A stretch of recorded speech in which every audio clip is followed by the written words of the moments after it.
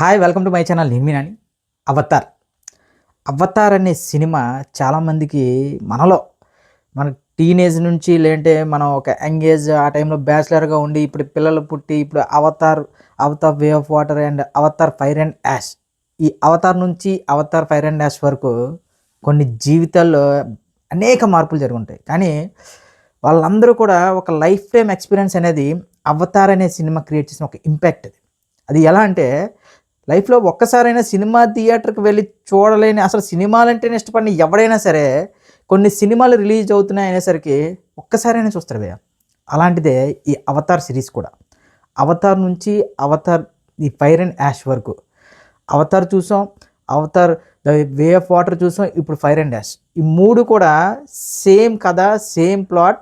మనకి ఆ క్రియేట్ చేసిన ప్రపంచం మారుతుంటుంది తప్ప ఒక్కటే ఎమోషన్. కానీ 2009 నుంచి 2022 ఇప్పుడు 2025 ఇప్పటి వరకు కూడా దాదాపు ఆల్మోస్ట్ ఒక 15-16 సంవత్సరాలుగా ఒకే ఎమోషన్తో, ఇంకా క్లియర్గా చెప్పాలంటే ఒకే కథతో ఇప్పటికే అలా ఎంగేజ్ చేస్తూ వస్తున్నారంటే అది కేవలం అవతార్ సినిమాలో మనకు కనిపించే చూపించే ఓన్లీ విజువల్స్ కోసమే. ఖచ్చితంగా అవతార్ సిరీస్ని కానీ అవతార్ నుంచి లేదంటే ఒక విజువల్ ఫీస్ట్ని చూడాలనుకున్న వాడికి ఎవరికైనా సరే అవతార్ ఫైర్ అండ్ యాష్ అనేది ఒక విజువల్గా ఒక వండర్ భయ్య. అసలు ఆ 3Dలో మన ఎక్స్పీరియన్స్ చూస్తే ఎలా ఉందంటే నిజంగా, అంటే తెలుగు సినిమా అనేది ప్రపంచ స్థాయి సినిమాతో ఇంకా పోటీ పరిగెట్టాలి. కానీ నాకైతే ఇక్కడ నుంచి తెలుగు సినిమాల నుంచి రాబోయే ఏవైనా సరే ఒక టెక్నికల్గా ఒక గ్రాఫిక్స్ పరంగా ఏవైనా సినిమాలు వస్తే ఖచ్చితంగా అవతార్ సినిమాతో కంపేర్ చేస్తారు.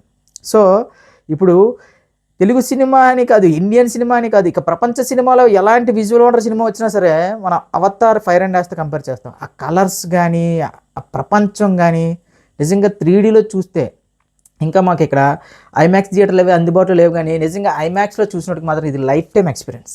జస్ట్ ఒక్కసారైనా చూడాలి భయ్య.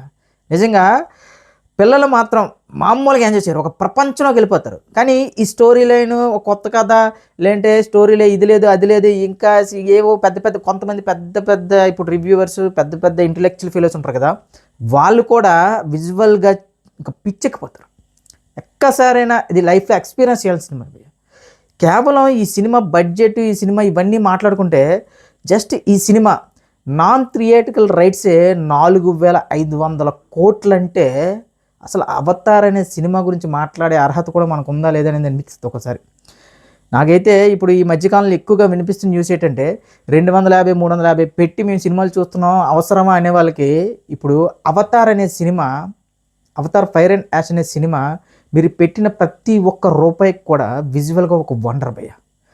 దాదాపు ఈ సినిమా ఓటీటీ రైట్స్, ఇక నాన్ థియేటర్లు, ఇక శాటిలైట్, ఇక మ్యూజిక్ ఇవన్నీ కలిపే 4500 కోట్లట. ఓన్లీ ఓటీటీ రైట్సే డిస్నీ వాళ్ళు ఈ సినిమావి 2500 కోట్లు పెట్టుకున్నారట. ఇక మ్యూజిక్ రైట్స్ ఏమో 350 కోట్లు, ఇక దాని శాటిలైట్ రైట్స్ ఏమో అది కూడా డిస్నీ వాళ్ళు తీసుకున్నారు. శాటిలైట్ రైట్స్ కూడా దాదాపు 1000-1500 కోట్లట. చూడండి, ఒక్కసారి ఆలోచించండి. అసలు 70 ఏళ్ళ వయసులో ఒక సినిమా కోసం 30 ఏళ్ళు, అంటే ఆయన జీవితంలో సగభాగం ఒక సినిమా ఒక సిరీస్ కోసమే పెట్టాడంటే ఆ వ్యక్తి యొక్క విజన్ ఎంత ముందు చూపు లేకపోతే, ఎంత ఫ్యూచరిస్టిక్ విజన్ లేకపోతే గత 16 ఏళ్ళగా ఒకే కంటెంట్తో ఒకే ఎమోషన్తో ప్రపంచం మొత్తాన్ని ఎంగేజ్ చేస్తున్నారంటే జేమ్స్ కెమెరాన్ గారు, మీకు నిజంగా మీరు చాలామంది యంగ్ డైరెక్టర్లకి ఇంకా క్లియర్గా చెప్పాలంటే సినిమాల పరంగా ఎవరైనా తన లైఫ్ని సెట్ చేసుకోవాలి, సినిమాలోనే తన జీవితాన్ని చూసుకున్న ప్రతి ఒక్కరికి కూడా జేమ్స్ కెమెరాన్ లాంటి ఒక క్రియేటర్ అనేవాడు ఇన్స్పిరేషన్ అన్న. ఎందుకని చూడండి, లైఫ్లో సగభాగం 30 సంవత్సరాల పాటు అదే ఆలోచించి అదే సినిమా అదే ఇదిగా ఇంకా నెక్స్ట్ ఇంకా అవతార్ గురించి ఆయన జీవితం మొత్తం ట్రాక్ చేశాడు. ఇంతకు మంచి నాకు తెలిసి అవతార్ ఫైర్ అండ్ యాష్ అనే సినిమా మాత్రం జేమ్స్ కెమెరాన్కి పెద్ద ట్రిబ్యూట్ అవుతుంది, మామూలుగా లేదు భయ్య. అంటే నేనేదో ఇది మళ్ళీ కొత్త కాదో లేదంటే ఇంకా ఏదో ఎమోషన్స్ బాగా పండిపోయినా ఇంకేం చెప్పట్లేదు. నాకైతే అవతార్ 2తో పోల్చుకుంటే అవతార్ 3 అనే సినిమా మామూలుగా ఎక్కలేదు. ఒక విజువల్ వండర్ అంటే విజువల్ వండరే. ఆ ఒక్కొక్క సీన్ కానీ ఆ ఒక్కొక్క కొన్ని మీకు లాస్ట్ 40 మినిట్స్ అయితే ఇంకా అలా జస్ట్ ఇంకా మీరు ఇంకా పిన్ డ్రాప్ సైలెంట్గా ఉండిపోతారు. ఓకే, ఫస్ట్ హాఫ్లో కొద్దిగా ల్యాగ్ ఉంటుంది, ఫస్ట్ హాఫ్లో ల్యాగ్ అనేది ఉంటుంది ఫస్ట్ హాఫ్లో, కానీ ఒక విజువల్గా ఒక కొత్త ఎక్స్పీరియన్స్ని అయితే చేస్తాం భయ్య ఖచ్చితంగా.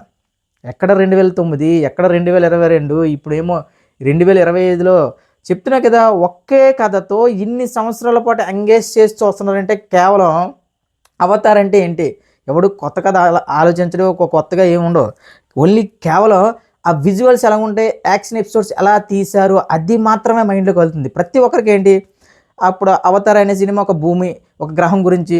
నెక్స్ట్ ఏమో 'అవతార్ వే ఆఫ్ వాటర్' వచ్చేసరికి వాటర్‌లో సీన్స్. నెక్స్ట్ ఇప్పుడు 'యాష్ అండ్ ఫైర్' అనేసరికి, 'ఫైర్ అండ్ యాష్' అనేసరికి ఇది ఒక కొత్త గ్రహంలో అక్కడ ఒక సమస్య వస్తది. సో, ఆ సమస్యని ఎలా హీరో అదేవిధంగా ఒక మంచి క్యారెక్టర్స్ ఏవైతే ఉన్నాయో వాళ్ళందరూ కలిపి ఆ గ్రహాన్ని ఎలా సేవ్ చేసుకున్నారు. అదే పాయింట్ అని మనకు చాలా క్లియర్‌గా థియేటర్‌లోకి అడుగు పెట్టక ముందే చాలా క్లియర్‌గా అర్థమైపోద్ది. ఎందుకంటే 'అవతార్‌లో' చూసాం, 'అవతార్ 2'లో అదే కథ చూసాం. సో, అదే విధంగా 'అవతార్ 3'లో కూడా సేమ్ ప్లాట్, సేమ్ ఎమోషన్సే కనిపిస్తాయి. కానీ విజువల్‌గా మాత్రం ఒక మంచి థియేటర్‌లో, ఒక మంచి సౌండ్ సిస్టమ్‌లో 3డీలో మాత్రమే చూడండి.